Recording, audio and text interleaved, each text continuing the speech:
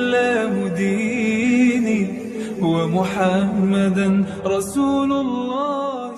Karena demikian sunnahnya ketika sampai di bulan Sya'ban, Rasulullah SAW memberikan contoh persiapan sebelum masuk ke bulan Ramadan, yang dengan itu pula spirit puasa itu dimulai. Jadi informasi penting yang pertama, turunnya ayat tentang puasa. Perintah puasa itu diturunkannya di bulan Sya'ban, bukan di bulan Ramadan. Ya, turunnya di bulan apa? Sya'ban. Bulan ke-6 atau ke-7 Sya'ban itu? 8 ya. Ke-7 kan Rajab, ke-6 Jumadal Akhirah. Bulan Sya'ban, bulan ke-8. Harinya kalau pengen detil, harinya hari Senin. Baik ya. Hari apa? Senin. Bulannya Sya'ban, bulan ke-8. Tahunnya tahun kedua Hijrah. Jadi Nabi memasuki tahun kedua di Al-Madinah Al-Munawwarah di bulan yang ke-8 Sya'ban, di hari Senin, menerima wahyu dari Allah Subhanahu wa taala dengan turunnya Al-Qur'an surah kedua Al-Baqarah di ayat 183. Allah berfirman, a'udzubillahi minasyaitonir rajim, bismillahirrahmanirrahim, ya ayyuhalladzina amanu kutiba alaikumus syiyam kama kutiba alal ladzina min qablikum la'allakum tattaqun. Baik. Sampai di sini penting dipahami bahwa apa kaitannya. Kan orang sering baca terjemahan dengan tafsir. Tapi sedikit sekarang yang membahas korelasi ayat ini, hubungan ayat ini turunnya di bulan Sya'ban. Apa hubungannya? Apa keterkaitannya? Ternyata salah satu hikmahnya adalah turun perintah ini sebulan sebelumnya agar umat Islam itu bisa diberikan bimbingan oleh Nabi untuk mempersiapkan diri sebelum masuk ke bulan Ramadan. Satu, ada adaptasi secara fisik. Secara fisik. Jadi orang-orang yang belum terbiasa puasa, ya, yang mungkin belum bisa beradaptasi, apalagi selama sebulan penuh berpuasa, kan tubuh kita itu punya pola metabolisme yang menyesuaikan. Kalau tidak dibiasakan sebelumnya, kaget, ya, bisa-bisa nanti wudunya kumur-kumur pakai sirup gitu kan, bermasalah tuh, ya. Oleh karena itu penting ada pembiasaan terlebih dahulu. Ini nanti juga menjadi fikih untuk satu mu'allaf misalnya, yang baru masuk Islam, yang belum terbiasa puasa penuh. Jadi nanti latihannya bukan di Ramadan, latihannya di bulan Sya'ban. Termasuk anak-anak yang menjelang baligh, anak-anak kecil, ya, atau yang mau baligh pas Ramadan tahun ini dilatih di bulan Sya'ban. Jadi ketika dia baligh dan masuk Ramadan itu sudah penuh, tidak sampai zuhur lagi, ya, tapi sampai maghrib, ya. Jadi latihannya satu secara fisikal, ada adaptasi di bulan Sya'ban. Karena itulah kemudian dalam satu hal Nabi dikonfirmasi oleh seorang sahabat bernama Usama bin Zaid radhiyallahu taala anhu.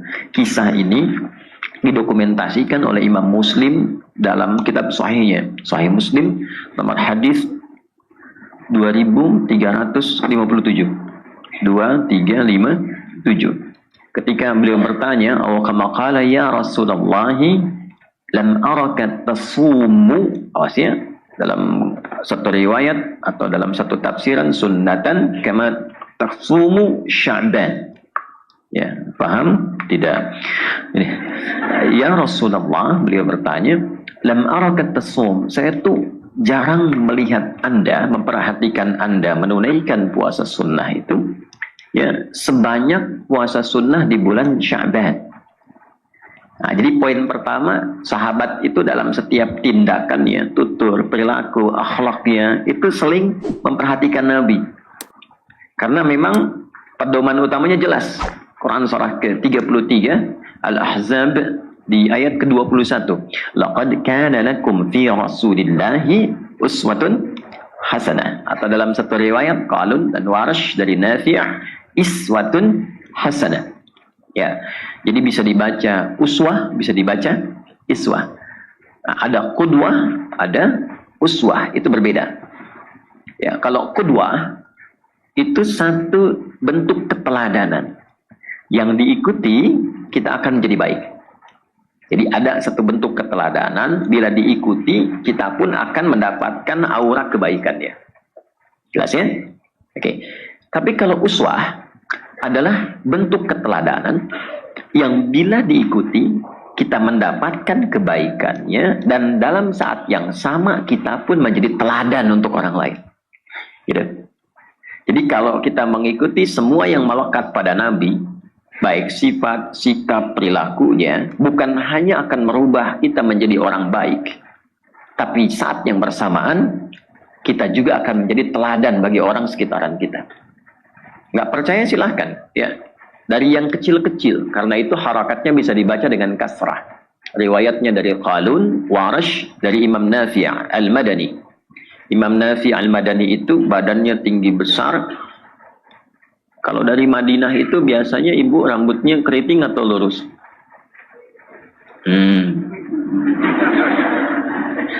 Kulitnya putih atau hitam? Bibirnya tipis atau tebal? Ya terserahlah.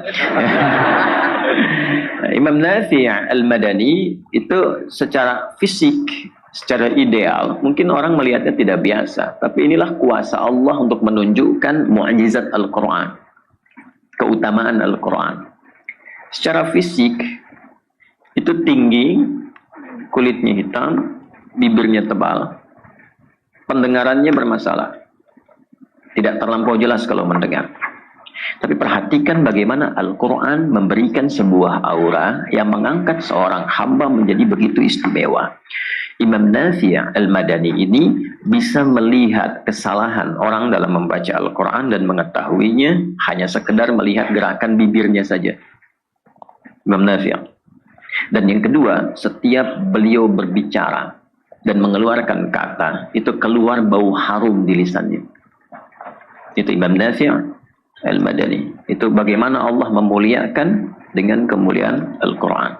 Karena Al-Quran itu punya sifat begitu. Makanya mohon maaf kalau saya selalu cerewet kalau terkait dengan Al-Quran. Bukan apa-apa. Karena ingin sekali kita semua mendapatkan keberkahan dan kemuliaan dari Al-Quran itu. Tidak ada tempat, waktu, mau pakai intro atau tidak ya, gitu. Nah, tidak ada tempat, waktu, bahkan figur yang melekat dengan Al-Quran kecuali merubah semuanya jadi yang terbaik. Sambil contoh begini, Quran itu turunnya malam atau siang. Malam itu langsung berubah suasananya, penuh dengan berkah dan keutamaannya lebih dari 1000 bulan. Bahkan diabadikan di Al-Quran surah ke-97. Inna anzalnahu fi wa ma adraka ma. Nah, ini poinnya. Lailatul Qadri khairum min. Karena itu malamnya pakai ta. Jadi lail itu malam, ketika ditambah ta, lailah artinya ada yang istimewa di malam itu. Kalau hanya lail itu malam standar, waktu standar. Ya, lail, al-lail, ya surah al-lail. Jamaknya layali, turunannya lili, lela, leli, itu lail, malam. Kan saya sering bilang ibu leli, ibu malam, gitu ya. Kemudian turun. Yang ditugaskan malaikatnya siapa? Jibril. Saat Jibril menerima mandat untuk menurunkan Al-Quran kepada Nabi Muhammad SAW, itu naik status langsung jadi Ruhul Amin, Sayyidul Malaikah, pemimpin para malaikat. Harinya hari apa? Jumat. Dan Jumat langsung berubah menjadi Sayyidul Ayyam. Bahkan nanti punya keutamaan di surah ke-62. Nabi yang menerima siapa? Muhammad SAW. Dan langsung mendapatkan keistimewaan Sayyidul Anbiya'i wal Mursalin, pemimpin para nabi dan rasul. Turunnya di mana? Mekah. Langsung berkah tempatnya. Hijrahnya kemana? Ke Yathrib dulu. Kapan jadi Madinah? Ketika Quran turun di situ. Gitu. Tadinya Yathrib, ya, suasananya tertinggal, kotor, monopolinya, pasarnya rusak. Ketika Al-Quran turun merubah. Artinya apa? Al-Quran itu turun dimanapun, dalam suasana apapun, itu pasti akan merubah pemiliknya menjadi lebih baik. Itu poinnya. Karena itu orang yang selalu dekat dengan Al-Quran, ulama menyimpulkan hal pertama yang lahir dari dalam dirinya adalah perubahan pada yang lebih baik. Jadi kalau menghafal Quran, membaca Al-Quran, mengkaji Al-Quran, ciri khas pertamanya bukan berapa banyak yang dihafalkan. Tapi ciri khasnya dari sekian banyak yang didapatkan itu, berapa yang mampu merubah kita menjadi lebih baik. Itu ditemukan di Quran surah 35, Fatir, di ayat ke-32. Paling kiri sebelah atas itu di mushaf. Thumma awrafna al-kitaba alladhina istafayna min ibadina faminhum zalimun li nafsi wa minhum muqtasid wa minhum sabiqun bil khairati biiznillah. Itu ya. Dan itu keutamaan terbesar. Dzalika huwal fadlul kabir. Ya, ada penghafal Quran itu ada 3 golongan kata Allah. Golongan yang zalim, dia hafal tapi tidak merubah dirinya. Ya, dia hafal al-ikhlas, qul huwallahu, tapi lisannya bisa mengatakan semua agama sama, menuju pada Tuhan yang sama. Nah, itu disebut golongan zalim. Dia hafal la yashar qaumin qaum, jangan saling mencela, tapi dia mencela. Ya. Dia hafal la yaghtab ba'dukum ba'dha, jangan gibah, enggak boleh bikin hoax, tapi dia gibah. Saya tidak, Ustaz, bagus. Enggak seperti ibu itu tuh, ibu itu mah kalau itu sama. Ya kan? Nah, itu sederhana tapi dalam sekali gitu ya. Tapi dalam. Nah, biasanya ciri khas pertama itu ahli Quran itu kesimpulan ulama ya. Itu hadir kelembutan. 1. Kalau ahli hadis nanti hujjah. Kalau ahli fiqih meningkat intelektualnya. Jadi tidak ada materi dalam pelajaran ilmu-ilmu Islam kecuali membentuk kepribadian kita. Itu dahsyatnya. Ya, orang belajar matematika cuma jadi pintar menghitung. Menghitung pintar, tapi belum tentu memperbaiki kepribadian. Di Islam itu, makanya sering saya agak rewel tuh kalau bisa sekolahkan ke pesantren, tapi pesantren yang benar. Karena semua turunan ilmu dalam Islam itu membentuk karakter. Gitu. Dan semua judul bukunya itu ada maknanya. Nah, supaya tidak terlampau kita jauh dalam muqaddimah, karena ini kita belum mulai, ini masih pembukaan. Ini masih pembukaan. Ya, karena itu sahabat tahu semua yang melekat pada Nabi itu karena sifatnya ada iswah yang kecil ataupun yang besar, uswah itu pasti menjadi teladan.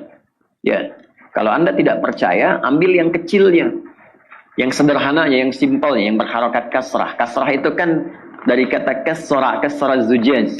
Ya, kaca pecah jadi kecil-kecil. Karena itu sifatnya khafad, di bawah rendah. Yang rendah itu kan kecil, sederhana. Ya, nah kecil itu menunjukkan kelembutan, ya, sedikit gitu. Makanya perempuan itu kan punya sifat lembut, karena itu harokatnya kasrah. Laki-laki anta, perempuan anti. Laki-laki jazakallah khair, perempuan jazakillah. Jadi harokat kasrah itu identik dengan lembut, tipis. Tipis, lembut ya. Anda kalau tadi sambil nunggu kajian malam-malam tahajud terus iseng keluar jam 3, dekat pohon tuh ada suara dia misalnya, Anda nggak usah takut, tunjuk aja kasroh ya gitu. Habis itu lari. Jadi nah, praktekkan keluar dari sini cara senyumnya Nabi misalnya. Cara senyumnya aja itu sudah membuat aura yang berbeda. Para sahabat, kembali ke hadis tadi, para sahabat itu nyaris semua aktivitasnya dilakukan dengan standar mengamati perilaku Nabi. Sampai kebiasaan Nabi tahu. Dan itu viral. Yang paling menarik, Bapak Ibu, bukan hanya orang dewasa, sampai anak kecil pun pengen tahu kebiasaan tidur Nabi. Nanti kita akan bahas rinci ketika masuk pembahasan tarawih. Ya, nanti 2 jam lagi. Ya, nah, jadi Usama bin Zaid radhiyallahu taala anhu mengamati kenapa setiap Sya'ban itu Nabi puasa. Ya kan? Maka apa jawab Nabi? Perhatikan kalimatnya. Kama qala Rasulullah sallallahu alaihi wasallam, "Dzalika syahrun yaghfulu anhu an-nas." Perhatikan, inilah bulan, kalau mau ditambah kita gunakan isim mausul misalnya, atau kama qala dzalika asy-syahrul ladzi yaghfulu 'anhu an-nas, itulah bulan yang istimewa yang kebanyakan orang mulai lupa dengan keistimewaannya. Tuh. Oke? Baik, sampai satu titik ini. Jadi ada yang istimewa di bulan Sya'ban. Lalu dijelaskan oleh Nabi, baina Rajab, ya, baina Rajab wa Ramadan. Bulan ini terletak di antara Rajab dan Ramadan. Kenapa harus didetilkan lagi? Padahal kan sudah tahu, Usama bin Zaid mengatakan, saya tidak melihat Anda banyak menunaikan puasa sunnah sebanyak yang Anda tunaikan di bulan Sya'ban. Kenapa Nabi detilkan lagi? Kan sudah tahu letaknya setelah Rajab. Ini ingin memberikan kesan, kata sebagian ulama, bahwa umumnya nanti ada orang-orang yang fokusnya ke Rajab.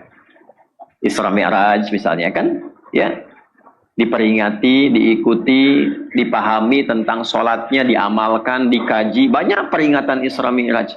Sampai masuk Sa'ban pun masih peringatan Isra Mi'raj. Gitu ya. Apakah salah? Tidak. Tidak ada masalah untuk mengkaji itu. Ya, yang jadi catatan dari Nabi adalah ketika Rajabnya banyak kita fokus kepadanya, lupa terbawa suasana itu ke Sya'ban, lupa dengan keistimewaan Sya'bannya. Sehingga ketika masuk Sya'ban hanya menunggu Ramadan, persiapan ke Ramadannya tidak dikaji dan disiapkan. Itu yang dimaksudkan Nabi. Nabi langsung kasih contoh, salah satunya adalah Sya'ban itu adalah momentum terbaik yang disiapkan untuk memberikan kebiasaan yang baik bagi diri kita guna menyiapkan diri memasuki bulan Ramadan.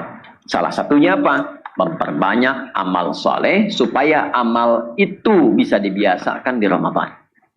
Itulah keutamaan Sya'ban yang pertama. Yang kedua, pembiasaan amal soleh itu kata Nabi itu langsung ditampilkan oleh para malaikat di hadapan Allah Subhanahu wa taala. Tampilkan. Biasanya kan cuma dicatat ya. Ya, kalau Sya'ban langsung disampaikan. Jadi setiap hamba ya disampaikan oleh para malaikat, diangkat, turfa'u fihil a'malus shalihah ila rabbil alamin. Demikian hadisnya. Au kama qala Rasulullah sallallahu alaihi wasallam. Ketika kita beramal saleh di bulan Sya'ban itu bukan sekedar dicatat. Langsung diangkat catatannya, langsung ditampilkan saut-sautan di hadapan Allah. Sehingga komen Nabi, saya ingin amal saya ketika disebut di hadapan Allah dalam keadaan beramal yang baik. Sya'ban beda. Ibu bapak baca Al-Quran di bulan Rajab, dicatat satu hurufnya berapa? 10 kalau ikhlas. Ya. Gitu kan? Nun, lumayan 10 ya. Kalau ikhlas, gitu kan? Tapi Rajab tidak. Begitu dibaca, Nun, ya Allah, hambamu Kevin, ada Kevin di sini. Hambamu Kevin sedang baca Quran, masya Allah. Ya. Nun, disampaikan tuh kan, bisa disampaikan itu bulan Sya'ban. Ya Allah, hambamu si fulan meningkatkan sholatnya. Allah sudah tahu bahkan sebelum dikerjakan. Tapi itu untuk memberikan kesan kepada kita. Kenapa hadis itu diungkap? Untuk memberikan motivasi kepada kita. Allah sudah tahu sebelum dikerjakan. Saat dilakukan sangat memahami. Tapi itu disampaikan kepada kita supaya kita yang tidak tahu termotivasi dengan pengetahuan itu. Itu maksudnya. Nah, rahasia yang ketiga, ini saya buka Sya'bannya dulu. Rahasia yang ketiga adalah ternyata pembiasaan di bulan Sya'ban ini akan membuat kita semakin konsisten beramal di bulan Ramadan dan memasukinya dalam keadaan baik. Memasukinya dalam keadaan baik. Karena memang ketika ayat ini diturunkan, seperti kemarin Jumat saya sampaikan dalam khutbah yang telah diupload itu di YouTube, iman orang Islam terbagi pada 3 golongan.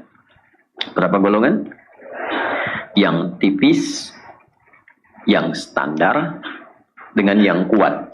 Dan ketiganya dibuka dengan huruf satu saja, ya. Disebutkan 361 kali dalam Al-Quran dan membuka perintah panggilan puasa. Ya ayyuhalladzina amanu. Huruf panggilan itu ada 14 dalam bahasa Arab. Ini santri atau mahasiswa yang ngaji, kalau nanti ngaji nahu, gramatikal bahasa Arab, misalnya ingin cari syarah di kitab Alfiyahnya Ibnu Malik, Syarah Ibnu Aqil, cari yang tahqiqnya Muhyiddin Ad-Darwishi. Itu bagus sekali, 2 jilid. Jilid pertamanya ketika masuk bab nida, itu nanti ada catatan kaki, disebutkan ada 14 jenis huruf panggilan, huruf nida. Ada A, ada Aya, ada Wa, ada Ya, dan seterusnya. Tapi yang disebutkan dalam Al-Quran hanya 1, yaitu Ya, 361 kali. Kenapa? Karena Ya satu-satunya huruf yang mencakup semua fungsi huruf panggilan ini. Linida'il qarib, nida'il mutawassit, wal ba'id. Ya, dia difungsikan memanggil jarak yang dekat, jarak menengah, plus jarak yang jauh. Kalau ini ditempelkan pada suasana iman, saya detilkan begini ya. Ya disebutkan 361 kali dalam Al-Quran memanggil objek yang dekat, menengah, atau jauh. Ayyuha disebutkan 150 kali dalam Al-Quran. Ayyunya munada berfungsi menguatkan pesan. Haknya tanbih berfungsi mengingatkan orang yang diberi pesan. Alladzina disebutkan 1080 kali dalam Al-Quran. Itu mencakup semua tanpa kecuali. Objeknya, laki-laki, perempuan, besar, kecil, punya kedudukan, tak punya kedudukan, kaya, cukup. Semua tanpa sekat. Jadi kalimat ini kalau ingin diterjemahkan dengan tafsir, bunyinya begini. Hei semua pemilik iman tanpa kecuali. Walaupun aku tahu kualitas imanmu itu berbeda. Ada yang imannya tipis, sehingga terasa jauh dariku. Ada yang imannya standar, dia biasa-biasa saja. Ya, ada yang imannya kuat sehingga merasa dekat denganku. Kalau dikaitkan dengan puasa tuh begini, ya. Kalau iman tipis itu begitu dekat ke Ramadan, ya cepat amat ya Ramadannya. Nah, nanti belum mulai puasa, udah nunggu berapa hari puasanya, kapan bukanya, kapan sahurnya. Ya. Iman standar itu begitu tiba ya dijalani begitu saja. Masuk Ramadan ya masuk. Biasa saja, begitu puasa ya puasa. Tarawih ya tarawih. Iman kuat itu saking dekatnya hubungannya dengan Allah, bahkan baru selesai Ramadan sudah menunggu Ramadan berikutnya. Sudah berdoa. Dia biasakan untuk menjemput, menyambut Ramadan, bahagia sekali ya. Masya Allah, perbanyak doanya, kegembiraannya ditebarkan, bahkan ingin mengajak orang-orang itu kalangan demikian. Saat masuk Ramadan, suasana itu akan terasa. Ini pun yang sekian banyak datang misalnya, atau yang mendengar ceramah ini akan terasa kita itu berada di mana posisinya. Ya? Kalau dikaitkan dengan sholat, karena kalimat iman pertama, konfirmasi pembuktiannya sholat. Ya kan? Alladzina yu'minuna bil ghaibi wa yuqimunas sholat. Itu bisa dicek saat dengar adzan. Saat dengar adzan. Ya, di Quran surah 8 Al-Anfal di ayat yang kedua, innamal mu'minuna alladzina idza dzukirallahu wajilat qulubuhum. Orang yang punya iman itu bisa dicek kata Allah. Gimana ngeceknya? Kalau disebutkan nama Allah, nanti ada getaran frekuensi iman di hatinya. Kapan disebutkan? Diperdengarkan di telinga itu. Telinga itu bahasa Arabnya udhun, jamaknya adzan. Jadi diperdengarkan lewat adzan. Dan kalimat pertama yang disebutkan dalam adzan lafaz apa? Allah, Allahu Akbar, Allahu Akbar. Ya, kedengaran kan? Nah itu begitu mendengar itu, konfirmasi frekuensi iman itu langsung ada di hati kita. Ya, gelombangnya itu kuat, itu gelombang iman dalam hati. Beda-beda, kan di hati itu ada gelombang iman, gelombang kasih, gelombang cinta, gelombang takut polisi gitu ya, ada kan? Kalau pelanggaran kan dari jauh tuh ngelihat polisi sudah terasa kan gelombangnya gitu ya. Ya kan? Nah, itu kan beda dengan gelombang iman. Ya, lain-lain. Baik. Jadi ada beberapa hal yang tidak sama. Nah, orang merespon azan itu juga ada kaitan dengan iman. Innas salata kanat 'alal mu'minina kitaban mawquta. Ya, An-Nisa ayat 103. Orang beriman itu kata Allah, itu bisa dinilai dalam mengenal waktu sholat. Ya. Subuh tadi jam berapa? 4.40, 4.43, 4.42, 4.45 ya. Nggak apa-apa, artinya tempatnya berbeda-beda, terjadi perbedaan pendapat gitu kan? Ya. Kalau 4.45 Allahu Akbar, Allahu Akbar, 4.45 dipanggil, 4.45 dia sadar. Wah, sudah adzan, saya harus siap-siap. Nah, itu iman standar. Oh. Belum kuat, Mas. Belum kuat. Itu standar. Ya, Anda masuk kuliah jam 7, datang jam 7 standar kan? Iya. Kalau datang jam 6 hebat. Datang jam 3 keterlaluan. Orang kuliah jam 7 datang jam 3 kan? Gitu. Nah, orang dipanggil 4.45, dia jam 3 sudah bangun. Dia siap-siap, warming up dulu supaya subuhnya sempurna, tahajud dulu, istighfar dulu, subuh mantap, iman kuat. 4.45 dipanggil, 5.44 baru sadar. Dan gak ingat sholat tuh. Kalau nggak diingatkan tipis. Nah, yang mau saya katakan adalah kalimat ya di situ memberikan sebuah statement yang tegas. Bahasa tafsirnya gini, aku tahu iman kalian itu kualitasnya beda-beda. Tapi dengan rahmatku, ya, dengan rahmatku, inilah yang sering menginspirasi beberapa ulama memberikan komentar. Rahmat Allah itu dianugerahkan melimpah di pembuka Ramadan. Dengan rahmatku, aku menginginkan semua hambaku meningkat imannya dan semakin dekat kepadaku. Maka diturunkanlah perintah kutiba alaikumus, diwajibkan engkau menunaikan puasa, yang dengan puasa ini spesial. Imanmu aku akan naikkan levelnya ke tingkat yang lebih tinggi. Yang tipis jadi tebal, yang menengah jadi semakin dekat, yang dekat semakin lekat dengan Allah Subhanahu wa taala. Itulah rahasianya pembuka ayat Ramadan dengan ya, dan mukjizatnya adalah saat membuka Ramadan, amal Ramadan dibuka dengan rahmat Allah, semua orang Islam itu semangat menunaikan ibadah di awal pertama Ramadan. Catat. Kalau nggak percaya silakan. Ini malam pertama tarawih akan penuh Masjid An-Nur ini. Silahkan kalau nggak percaya. Ya. Itu yang banyak membantu rahmat Allah. Cuman huruf ya aja tuh. Ya datang semua. Tapi awal Ramadan. Yang nggak biasa ke masjid bisa sab pertama itu. Tapi jangan selalu disimpulkan begitu ya. Ada sab pertama kata Ustadz nih kan. Yang nggak biasa pegang mushaf itu bisa khataman. Ya, itulah dahsyatnya. Tapi awal Ramadan, kan semakin tengah pertengahan Ramadan terjadi kemajuan kan, mushafnya maju, gitu, ya kan? Semakin akhir semakin maju kan. Nah itu bagaimana mempertahankan suasana awal Ramadan sehingga sama dengan pertengahan, sama dengan akhir, bahkan semakin meningkat. Karena rahmat itu terus di awal, terus di pertengahan sampai akhir, bahkan semakin meningkat. Jadi yang awalu rahmat, awsatul maghfirah, akhiru itqum minan nar, ya, itu hadisnya bermasalah. Ya, bermasalah, dhaif, bahkan ada yang menyimpulkan hadis palsu. Yang bermasalah itu sanad. Jelas ya? Karena sesungguhnya bertentangan dengan sifat Ramadannya. Awalnya rahmat, pertengahannya semakin meningkat rahmatnya, akhirnya semakin meningkat juga. Di awalnya ada maghfirah, di akhirnya ada maghfirah, pertengahannya ada maghfirah. Semua sifat itu ada. Bahkan pembukanya jika dilakukan dengan benar. Ini rahasia pertama yang saya berikan. Catat ini di antara kita. Jadi kalau kita baru mendapat malam pertama Ramadan saja dan benar amalnya, itu semua dosa kita digugurkan langsung oleh Allah. Nanti saya turunkan. Nggak cukup dengan amin, kita bahas dulu nanti. Ya, nanti saya turunkan sampai ke doa-doanya. Ya, jelas sampai sini?